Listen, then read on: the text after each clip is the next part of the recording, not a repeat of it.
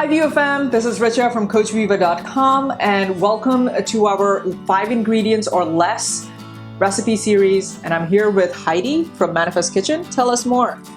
Hi everybody, my name is Heidi and I am a trained chef. I love cooking healthy meals and making cooking accessible for anybody. So what we're doing here is creating something that's super simple, easy, 5 ingredients or less, healthy meals that you can do on a budget and still get lots of nutrition. Awesome. By the end of this video, you're going to have 9 to 12 cocoa date bites, delicious, and for only 4 to 5 minutes of active time. Today we're making cocoa date bites. In a high-speed blender or food processor, combine your coconut and almonds and blend until they resemble coarse sand.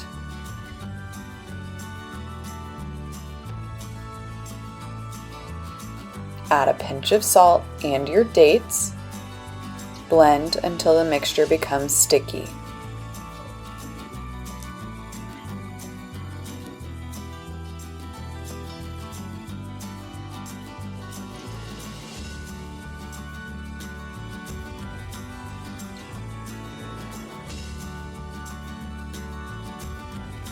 Form the date mixture into balls.